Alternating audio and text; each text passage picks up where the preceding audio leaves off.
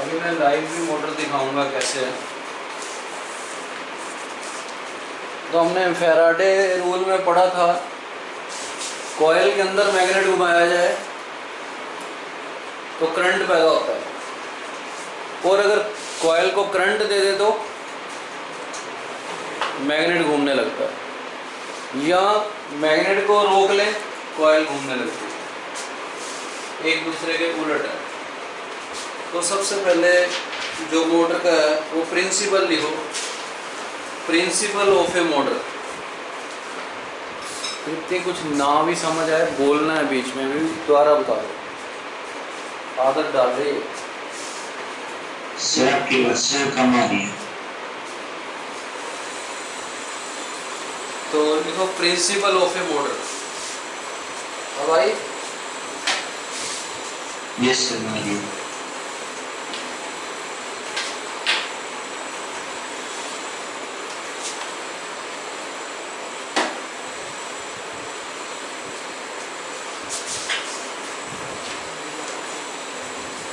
A motor works on the principle that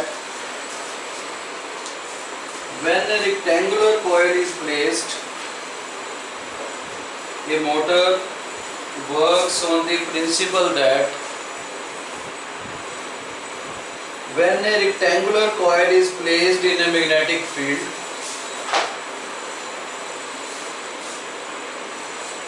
and current is passed through it,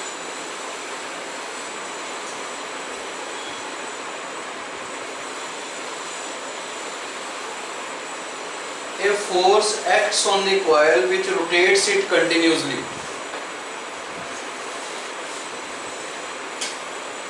Placed in a magnetic field and current is passed through it,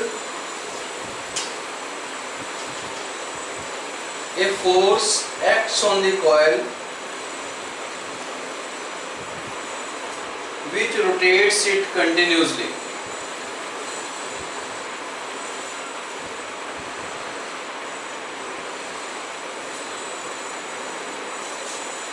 Hence, electrical energy converts into mechanical energy.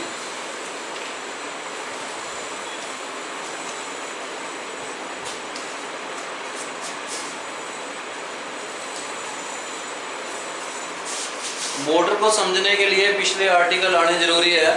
Straight wire conductor को force लगती थी magnet में, वो याद करो। ये ऐसे करके हमने एक स्ट्रेट कंडक्टर बनाया था और बीच में मैग्नेट रखा था, यहाँ मरकरी लगाया था और बैटरी लगाई थी। इससे क्या होता है, इस वायर को फोर्स लगती है और ये अपनी जगह से हिल जाती है। जब हम टर्मिनल चेंज करते थे तो ये अपनी जगह से वापस आ जाती है। यानी करंट पास करने के बाद ये वायर को फोर्स लगती है, वही यहाँ पे रूल है। अब देखो ये बैटरी है, पॉजिटिव टू नेगेटिव करंट यहाँ जा रहा है, तो राइट हैंड थंब रूल के हिसाब से करंट ऊपर को है और ऐसे करके मैग्नेटिक फील्ड बने हुए इसका।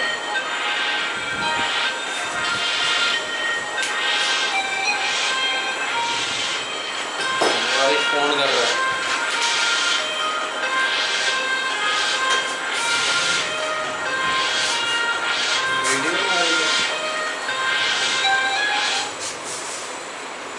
तो इसका मैग्नेटिक फील्ड इधर को बने और इसका मैग्नेटिक फील्ड इधर को बने। नीचे को अंगूठा करेंगे तो ये।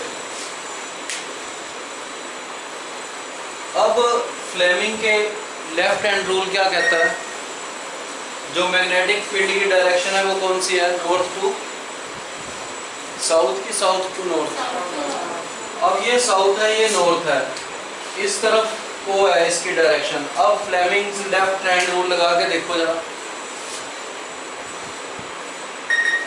मैग्नेटिक फील्ड इधर है, ये करंट के दो वो बना लो, इसके ABCD लिख लेते हैं इस पे,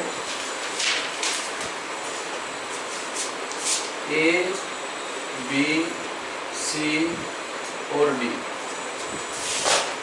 पहले CD की तरफ ध्यान दो, देखो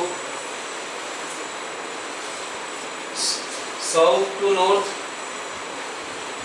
मैग्नेटिक फील्ड, करंट नीचे को है। करंट किससे था? इस उंगली से था कि इससे था? ये करंट है, तो ये करंट की डायरेक्शन इधर कर लो। अब देखो मैग्नेटिक फील्ड ठीक है, नहीं है। अब ये मैग्नेटिक फील्ड हो गया और ये करंट की डायरेक्शन होगी, और ये अंगूठा फोर्स लगेगी इस पे, किधर को? नीचे की तरफ। अंगूठा उधर बता रहा है ना, तो फोर्स उधर को लगेगी इसके ऊपर। अब इसकी बारी देखो, उल्टा बिल्कुल, इसको फोर्स ऊपर की तरफ लगेगी, तो काम बन गया हमारा। ये पेन है, कपल बन गया, एक फोर्स इसको नीचे के लगा रहा हूँ, एक ऊपर को लगा रहा हूँ, तो ये घूम गया। तो क्या होएगा, ये कॉइल जो है ऐसे हो जाएगी, ऐसे होएगी। जब जब कोई चीज घूमती है तो खुद भी कुछ घूमती है। जब ये यहाँ आ जाएगी तो पैरेलल हो जाएगी इसके दोनों कॉइल, फिर कोई फोर्स नहीं लगेगी इस पे, जीरो हो जाती है पैरेलल में। हमने कहा परपेंडिकुलर हो तभी लगती है, तो वो अपने इनर्शिया के हिसाब से थोड़ा सा आगे को चले जाएगी, और आगे जाके फिर वही होगा, और बार बार वो घूमती रहेगी। ये इसकी मेन है। जब ये बार बार घूमेगी तो इसकी तारों में जो करंट है वो देना इतना आसान नहीं है। अगर हमने बैटरी से जोड़ी है तो कॉइल ही घूम रही है, तो सारी कॉइल लिपट जाएगी बैटरी की तारों के साथ। तो हमें उसे करंट भी देना है। घूमती हुई चीज को करंट कैसे देते हैं?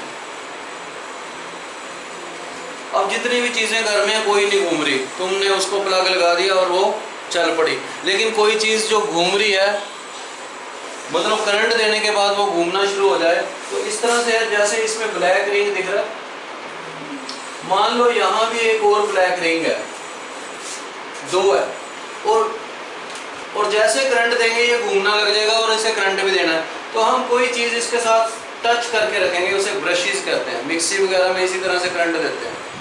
ऐसे करके ब्लैक ब्रश होता है, इसको टच हो रहा है और दूसरा इसको हो रहा है, और उसमें से करंट जा रहा है और ये घूम भी रही है, और उसके साथ उसमें से थोड़ी थोड़ी चिंगारियां भी निकलती रहती हैं। तो ये इसको गोल चीज को करंट दे सकते हैं। ऐसे घूमती हुई चीज को करंट देना, जो करंट दे रही है वो भी उसके ऊपर स्लिप होनी चाहिए। अगर स्लिप नहीं होगी तो वो तारें इससे लिपट जाएंगी थोड़ी देर में, तो इसे स्लिप रिंग्स कहते हैं, इसे ब्रशेस कहते हैं। ये स्लिप होते हैं और ये इसको ऐसे दबा के रखते हैं करंट देने। मैंने सारा कुछ दिखाना है अभी इसका। तो इसको करंट देना ही बड़ा डिफिकल्ट वाला काम है, उसकी असेंबली बनाई मिलती है। तो ये जैसे ही करंट देंगे, ये अगर इसको उल्टा कर देंगे तो क्या हो जाएगा? डायरेक्शन चेंज, मोटर की डायरेक्शन चेंज। ठीक है, अगर पिछला समझ आया हुआ है ना, फिर नहीं मुश्किल होती। तो सबसे आगे लिखो इसका क्या था, कंस्ट्रक्शन ऑफ ए मोटर बनी कैसे होती है।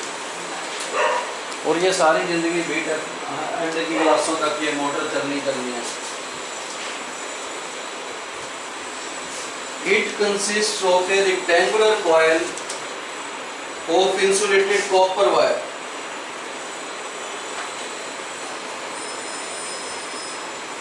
ABCD.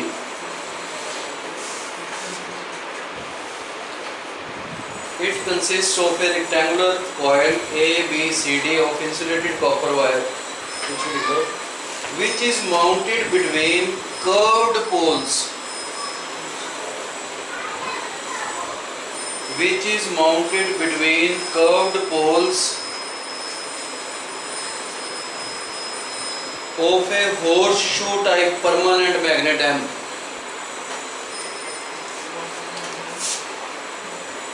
Of a horseshoe type, horseshoe मतलब U type, horseshoe type permanent magnet M in such a way that it can rotate freely between the poles N and S.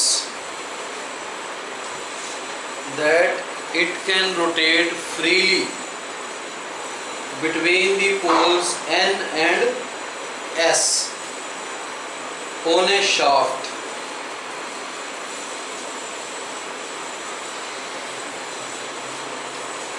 मतलब ये coil इसके बिल्कुल पास होती है, थोड़ा सा गैप होता है आधे mm का बस, और इसके बीच में ये घूमती रहती है। उसके बाद लिख दो the sides AB and CD of the coil are kept perpendicular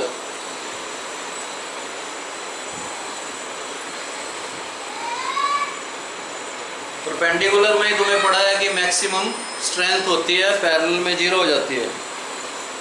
The sides AB and CD of the coil are kept perpendicular to the direction of magnetic field between the poles of the magnet.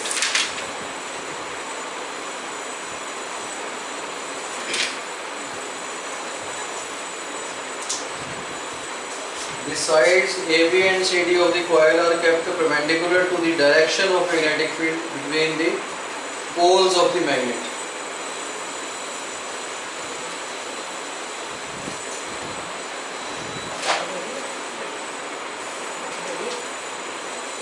A device which reverses the direction of current through a circuit is called commutator. A device which reverses the current, the direction of current through a circuit is called a commutator. Bracket में लिख लो split ring.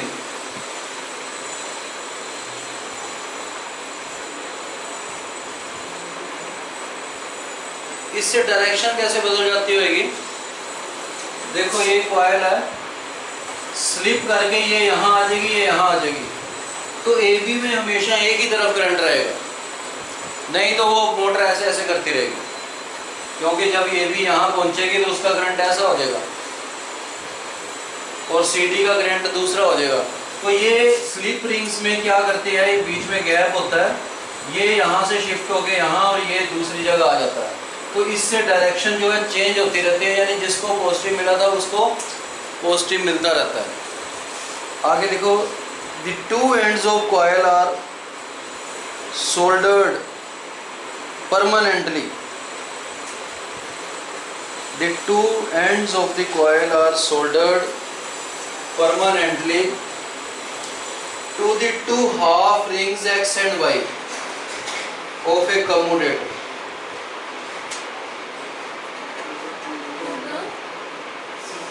To the two half rings X and Y of a commutator. वो इस slip ring की बात हो रही है, ये लिखा हुआ है X और Y।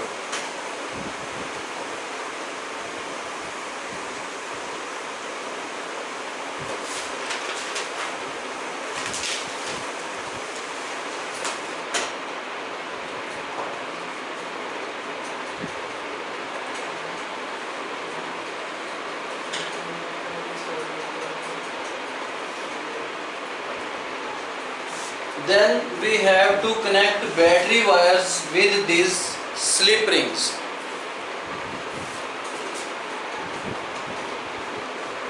Then we have to connect battery wires with these slip rings, which are connected through carbon brushes. ये कार्बन ब्रश है P और Q।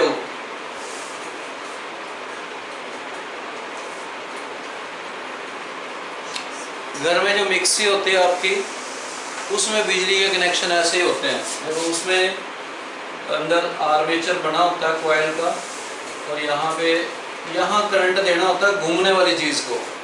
तो मिक्सी की जो हमारी वोल्टेज जाती है 220 वोल्ट हमने देनी है जो वायर से, यहाँ पे एक स्प्रिंग लगा होता है, यहाँ पेज से ये कसा होता है और ये फिक्स होता है, ये इसके साथ टच करता है और दूसरा दूसरे के साथ टच करता है। ये हाफ रिंग्स होते हैं, ये पूरा कनेक्टेड नहीं होता, ऐसे होता है।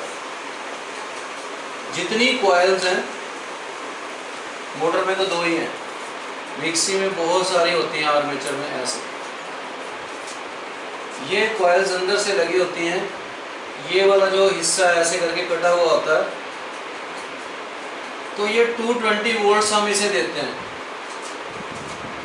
तो ये स्प्रिंग इसलिए लगे होते हैं कि ये ब्रशेस जो है थोड़े दिनों बाद घिस जाते हैं, ये घिसते रहें और स्प्रिंग इसको क्या करता रहे, आगे आगे करता रहे। जैसे रिवॉल्वर चलती है, स्प्रिंग होता है, गोली चलती है, दूसरी ऊपर आ जाती है, स्प्रिंग का काम है। तो ये इसको टच करते रहते हैं और इसको करंट देते रहते हैं और ये बड़ी तेज़ी से, और यहाँ पे चिंगारियाँ भी निकलती हैं, थोड़ी थोड़ी दिख जाता है। तो ये ब्रशेस होते हैं जो घूमती हुई चीज़ को करंट देते हैं। तो घूमती हुई चीज़ को तुमको 2 तारें लगा के नहीं करंट दे सकते, तो सारी तारें लिपट जाएंगी एक ही चक्कर में, तो बैटरी फुट रही हो जाएगी, दूर पड़ेगी। तो हमें कुछ ऐसा अरेंजमेंट करना पड़ता है, क्योंकि मोटर में जब देखोगे पता चल जाएगा, अभी तो कल्पना में रखो भी क्या हो रहा है, फिर देखने में ज़्यादा मज़ा आता है प्रैक्टिकली। अब ये चीज़ अगर प्रैक्टिकली ना दिखाई जाए, समझ लो तुमने मोटर की ही नहीं। इस डायग्राम से क्या समझ आ रहा है? कुछ भी नहीं। तुम्हें समझाने के लिए थ्योरी भी ऐसे होता है वैसे होता है, जब ओरिजिनली देखोगे तो ये तुम्हें लग रहा है एक ही तार है, ये हजारों तारें हैं, गुच्छा है पूरा। तुम्हें लग रहा है 2 मैग्नेट पड़े हैं, वहाँ पूरा गोल मैग्नेट है रियल में। समझ आई? तो इस तरह है, पर समझने के लिए ये बनाया होता है कि एक बार बेसिक क्लियर हो जाए, उसके बाद फिर बंदा सारा कुछ समझ लेता है।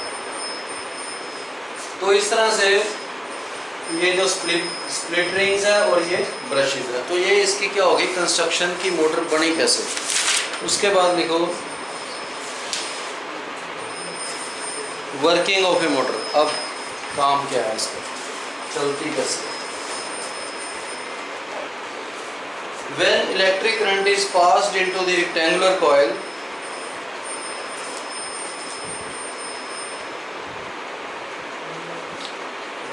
तुमने यार साउथ टू नॉर्थ क्यों बताया मुझे? नॉर्थ टू साउथ होता है मैग्नेटिक फील्ड। थोड़े दिनों में तुम सारा कुछ भूल जाते हो, मुझे इतना पक्का पता है। मैं भी सोचने लग गया भाई, ये हिस्सा ना ऊपर उठता है, ये देखो एरो लगा हुआ है,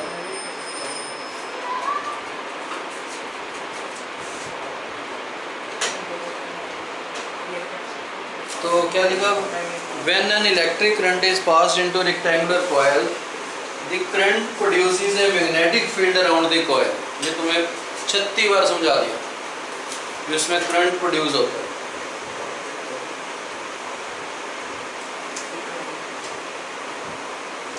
तो अब प्रैक्टिकली जो दिख रहा है उसी को हम लिखते जाएंगे तो जल्दी समझ आएगा।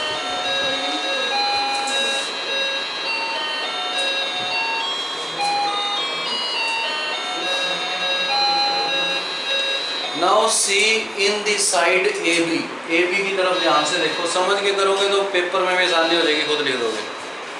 The direction of current is from A to B, दिख रहा है ना, देखो। Now see the side A B where direction of current is from A to B, hence the magnetic field will be in anti-clockwise direction according to right hand thumb rule। ये देखो अंगूठा ऊपर, उंगलियां इधर, तब भी मैंने टेस्ट लिया, तब भी लोगों के एरो गलत थे, उनकी उंगलियां एकदम उठती हैं। तो ये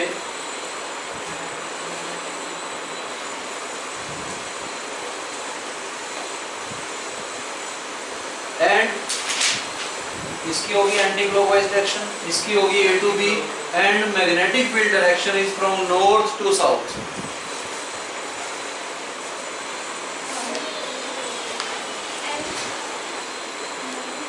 and magnetic field direction is from north to south. तो क्या होगा, करंट उधर को है, मैग्नेटिक फील्ड इधर को है, तो अंगूठा किधर चला गया, नीचे, तो इसको फोर्स लगेगी downward. A B will experience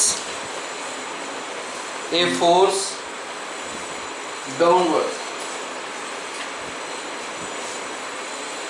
A B को नीचे को फोर्स लगेगी, A B will experience force downward.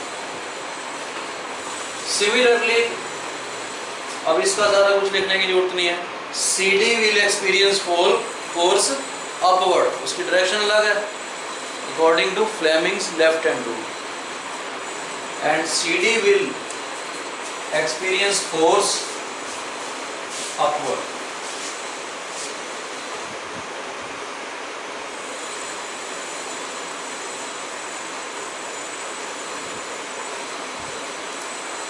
Then a stage will come when ABCD will be parallel to the magnetic field.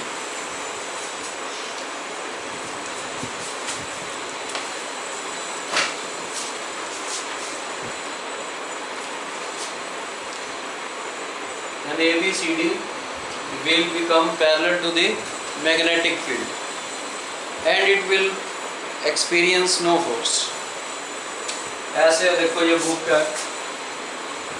ये वाले हिस्से को कोई नीचे को दबा रहा है, इसको कोई ऊपर उठा रहा है, तो नेचुरली ऐसे घूम जाएगी और ऐसे पैरेलल होगी, उसके पैरेलल कभी फोर्स नहीं लगती, फ्री होगी तो ये अपने आप ही आगे को चल जाएगी। जैसे इस पेन को मैं थोड़ा सा घुमाता हूँ, एक चक्कर उसने अपने आप भी काट लिया ड्यू टू इनर्शिया, वो लिखेंगे भी हम, तो लिख लिया when it is parallel there will be no force and due to inertia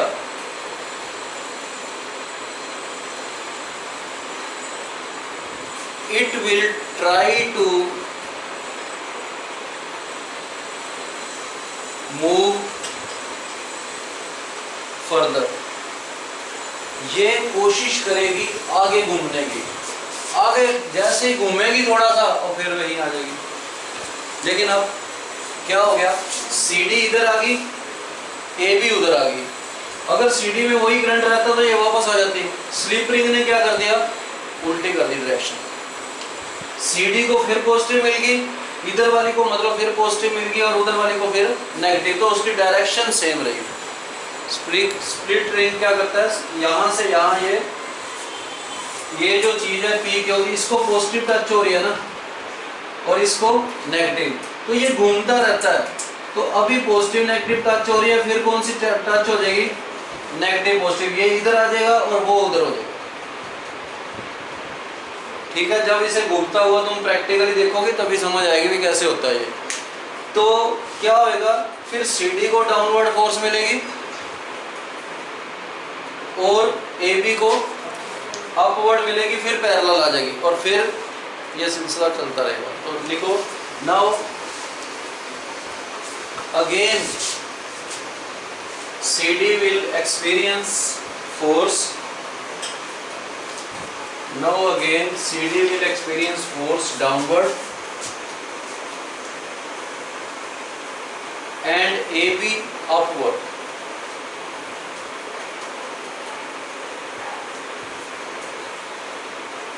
Similarly, this process repeats itself.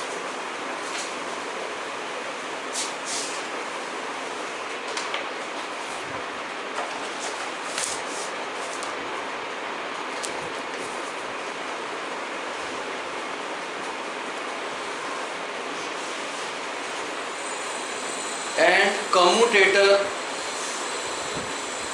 keeps their direction changing at every half turn, and commutator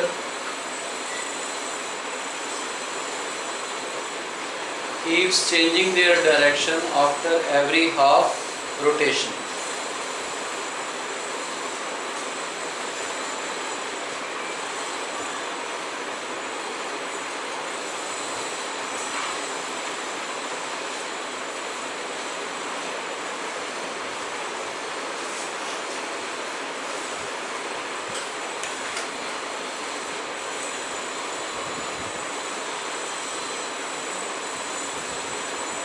ये हो गया। अब मैं देखता हूँ, आपको प्रैक्टिकली मोटर दिखाता हूँ एक, फिर समझ आएगी।